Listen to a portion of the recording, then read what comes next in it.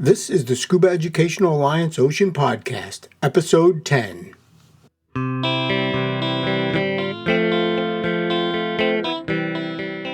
The Scuba Educational Alliance Ocean Podcast is a bi-weekly podcast dedicated to the world of scuba diving, ocean health, sustainability, and fostering a new generation of ocean stewards through diving education.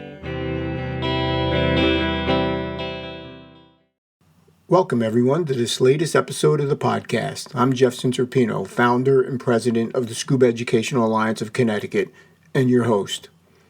Well, we are getting close to the 5 p.m. sunset here in New England. Now, if you've listened to the last episode, you'll know that this is one of the first milestones of each new year for me. I crave the daylight, and we only get more from here on out. That's good.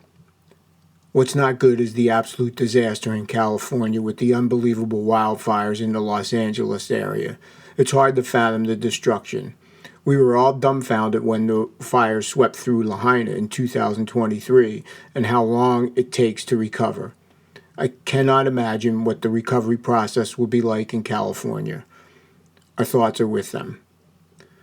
Well, we're just over a week away from opening up our applications for our 2025 Scuba Educational Alliance scholarships.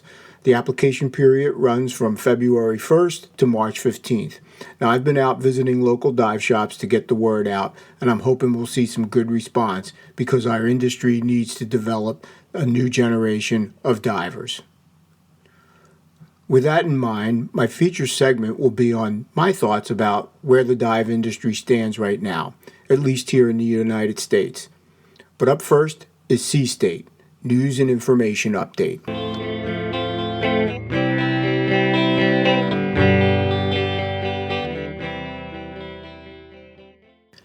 This is Sea State here on the Scuba Educational Alliance Ocean Podcast for Thursday, January 23rd, 2025. Now, I'm going to start off today with several items related to dive equipment. Seems like the new year is full of announcements.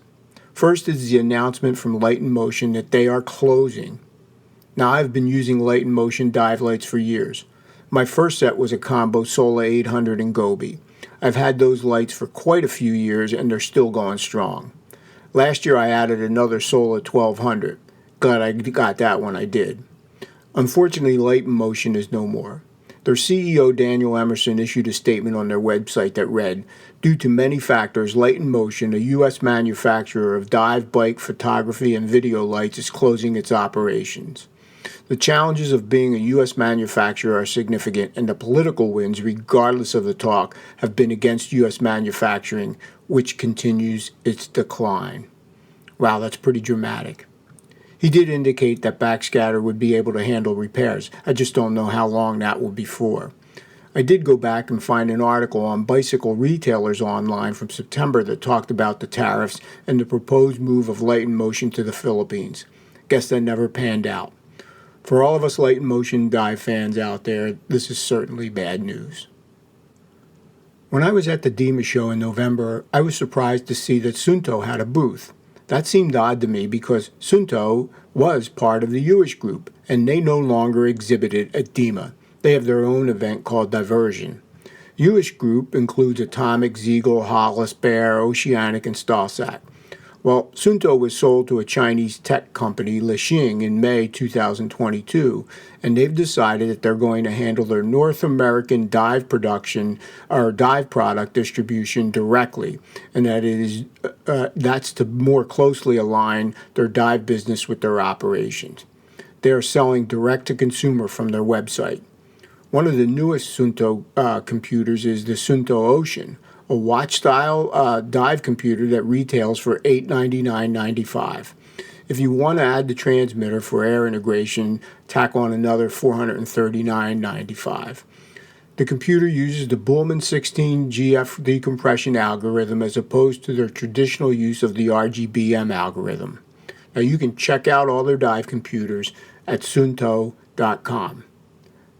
Now, I was surprised to see that Aqualung announced a new regulator at the 2025 Consumer Electronics Show in early January in Las Vegas. Interesting, since DEMA was only 6 weeks earlier. I'm sure there was some marketing reasons behind that. Well, this new regulator is called the Aquasense and is touted as being a new generation of dive regulator with brand new technology. I guess the big innovation is that it has a built-in transmitter that connects to the Pulsa dive computer.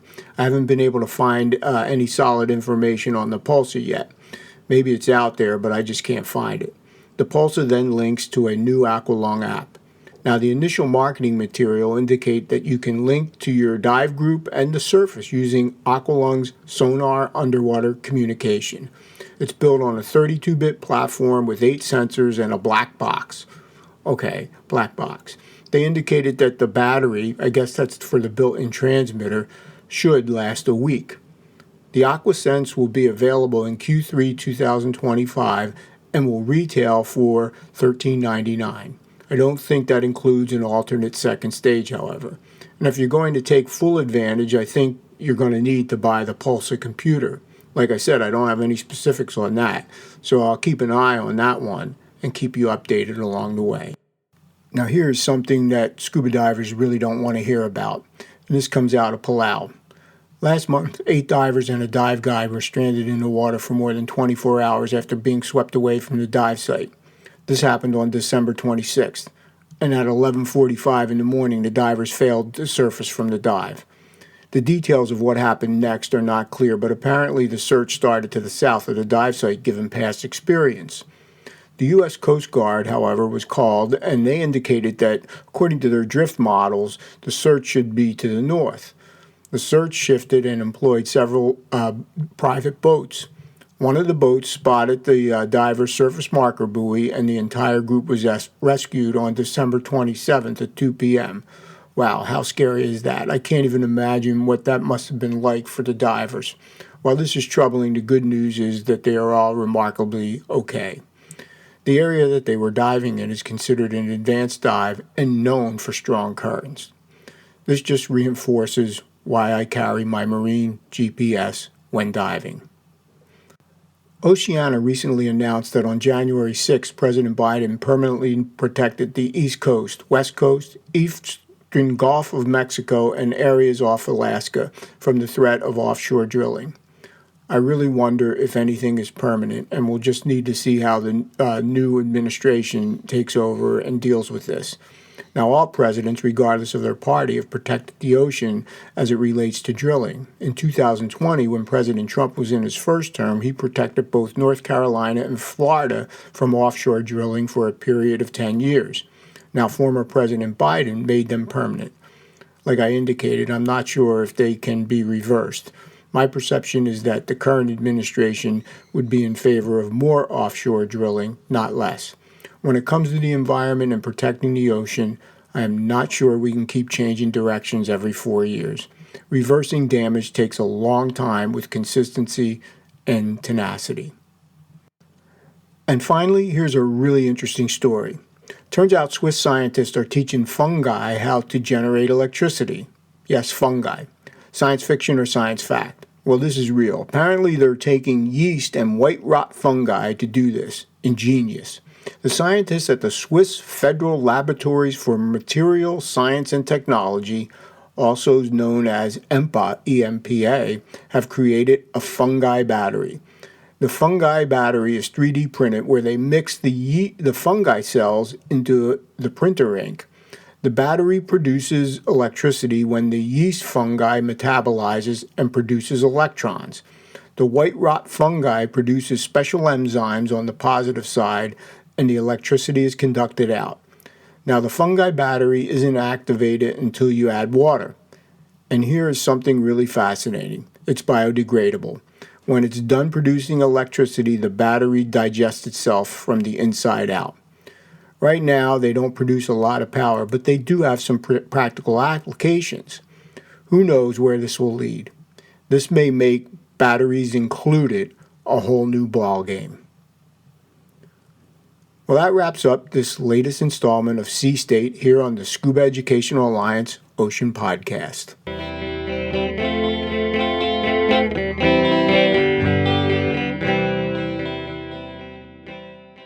Last time on the podcast, I talked a little bit about the year ahead for me. I've got a lot in the works, and I'm very thankful for the opportunities that scuba diving has given me to grow and experience some absolutely amazing things. It has completely changed my life and took me on a journey these past 2 decades that I could not have imagined. I'm sure that there are many people out there who can make the same claim. But what about the future? Will the scuba diving industry continue to make a difference in people's lives like it did for so many of us? I would have to say that the answer to that is yes, but it may be a qualified yes. So let's talk a little bit more about that. Before I start diving into things, I want to make it clear that what I will be discussing here are simply my observations, my thoughts and feelings on an industry that in no way represent any organization or official position of a group and are centered around my experiences here in the United States. My hope is that by providing my observations, folks may have the opportunity to contemplate the sport and maybe take some action to ensure that the industry remains viable. With that disclaimer, let's start with my observations related to the headwinds that scuba diving is facing. Since the dark days of the pandemic, everyone has been challenged with inflation. Some areas have been more impacted than others. I think the scuba industry has been one of the more impacted industries. I saw this when renting the shop. Price lists seem to change every other week for some products, and guess what? They didn't go down. Equipment sales are a major revenue stream for the dive shops who create the new divers. And if brick and mortar stores need to maintain margins to stay in business, they got to raise prices. And the local shops now have intense competition from large online scuba retailers. There are also some regulatory challenges that put the industry in a bit of a bind. There is the distinction of an employee versus an independent contractor. Several years ago, the regulations were written such that it was more business-friendly to classify individuals as independent instructors. This was a good thing for the scuba industry, as many local dive shops utilize independent instructors affiliated with the shop to train. In 2023, the guidance changed, and the test for employee versus independent contractor included more factors favoring classification as employees. For some shops, having to reclassify independent contractors as employees is a significant and costly change. Not specific to the dive industry are the other expense increases that everybody has encountered. Insurance, utilities, taxes, you name it, we're all paying more. And that has forced price increases beyond just the equipment. We've had to raise prices for both training and services. Prices continue to go up. The scuba industry has also been impacted by the Small Passenger Vessel Act targeting dive boats in response to the Concepcion fire. This has caused astronomical liability insurance increases for those operating dive boats in the U.S. And one more, one that I want to get into a little more detail on, is the changing demographics and getting younger people into diving, creating the next generation of scuba divers. Last year, Drew Richardson, who is the president of PADI, asked a question in his Straight Talk column, "Is diving getting older?" He indicated that 77% of entry-level dive certifications are for people 39 years or younger. Well, that's good. Percentages are okay, however, but let's think about raw numbers and bounce them against the number of divers who are aging out of diving. Drew states that scuba diving is the most demographically and age-inclusive sport. And while I agree with that, we have to admit that there is a time when we may have to stop diving. So I think a better indicator would be the number of new divers less than 39 years old versus the number of divers who age out. Would the numerator be larger than the denominator? There are, in my opinion, 3 factors that are a challenge for more young people to enter diving. First, there is the cost. It's difficult to operate with training being a loss leader, so tuition costs must go up. Then there are competing interests. Young people have access to many different activities that compete for their time. And finally, if they do pursue scuba diving, there are challenges of continuing to dive, especially if they're in a location that doesn't have ready access to dive sites. I do believe that the dive travel will remain a strong component for the dive shop business. It may not be as strong as post-pandemic travel where there was a lot of pent-up demand. Divers who normally took one trip a year seem to do more back then. We may see a shift back to pre-pandemic patterns. Now, Back in May of 2024, I did a segment on Scuba Shack Radio, my previous podcast about the dive industry being at an inflection point, a critical time of significant change for a business or industry. I talked about several aspects. One in particular is the shrinking number of local dive shops. The dive shop business model remains complex with competing facets across training, retail equipment sales, service, and travel. And as gear sales at the local level erode through online price competition and direct-to-consumer sales, it is difficult to attract a younger generation of dive shop owners. When ownership decides to move on, many shops simply close. I wrote an article last year for Scuba Diving Industry magazine about the local dive shop being the tip of the spear when it comes to the dive industry. They're there to create divers, interact with them, be their trusted advisors, and keep divers on their journey. I just don't know what direction the number of dive shops will take in 2025. We are, I believe, right in the middle of that inflection point. Look, the last 5 years have been very challenging across all facets of life, with lockdowns, business restrictions, tariffs, supply chain challenges, stimulus, inflation, and high interest rates. Nothing seemed normal. And now the U.S. is moving in a different political direction with a new administration. To wrap up, I think the dive industry will hold its own in 2025. We still have time to address what I consider the two major issues are creating a new generation of scuba divers and the next generation of dive shop owners.